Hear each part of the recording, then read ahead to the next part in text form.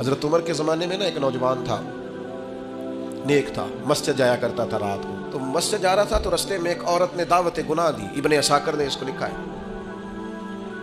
تو نوجوان تھا، خواہشات تھی، کچھ طبیعت مائل ہو گئی. ابھی ادھر جا ہی رہا تھا کہ کسی نے آیت پڑھ دی، والی من خاف مقام ربہ جنتان، جو رب کے سامنے کھڑے ہونے سے ڈرے گا اللہ 2 جنتیں دے گا. واقعی ڈر گیا، واقعی ڈر گیا. اتنا ڈرا کہ بے ہوش ہو کے گر پڑا. بیماری سے لوگ بے ہوش ہوتے ہیں، پیسے ڈوب گئے بے ہوش ہوتے ہیں، بچے کے غم میں بے ہوش ہوتے ہیں. سچ بتاؤ کبھی خوف خدا سے بھی بے ہوش ہوتا کوئی دیکھا ہے؟ ہمارے ہاں تو روز مرہ ہی نہیں ہے بھائی. اور بڑی باتیں ہیں بے ہوش ہونے کی، ڈرنے کی، غش کھانے کی. بے ہوش ہو کے گر پڑا. بوڑھے باپ کو کسی نے بتایا بچہ بے ہوش پڑا ہے. اٹھا کے گھر لائے. گھر لا کے کہا بیٹا کیا ہوا؟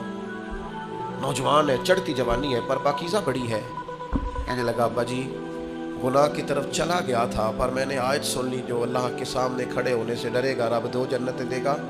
میں ڈر گیا تھا، رب واقعی 2 جنتیں دے گا. باپ رو پڑے، ابا جی کی آنکھوں میں آنسو آئے. ان کا پتر اللہ بڑا مہربان ہے، اس کے وعدے سچے ہیں، واقعی 2 جنتیں دے گا. اس نے پھر ایک چیخ ماری اور اس طرح کی ماری کہ اس کی روح ہی پرواز کر گئی. روح ہی پرواز کر گئی. کشتگان خنجر تسلیم را، عشق کی خنجر سے قتل ہو گئے لوگ.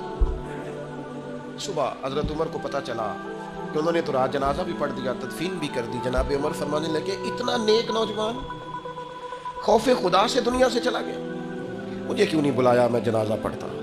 فاروق اعظم فرما رہے ہیں میرا شوق تھا میں اس کا جنازہ پڑھتا. کہ حضور آپ کو تکلیف نہیں دی. فرمایا بتاؤ قبر کہاں ہے؟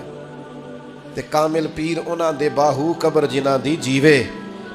حضرت فاروق اعظم قبر پہ تشریف لے گئے اور کھڑے ہو کے فرمانے لگے نوجوان مجھے امید ہے میرے رب نے تجھے 2 جنتیں دی ہوں گی.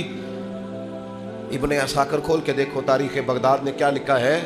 حضرت سیدنا فاروق نے فرمایا امید ہے 2 جنتیں دی ہوں گی. قبر کے اندر سے بولا کامل پیر انہاں دے باہو قبر جنہ دی جیوے. قبر کے اندر سے بولا. کہنے لگا حضور امید والی بات نہیں، رب کے وعدے سچے ہیں، اس نے واقعی مجھے 2 جنتیں عطا فرمائی.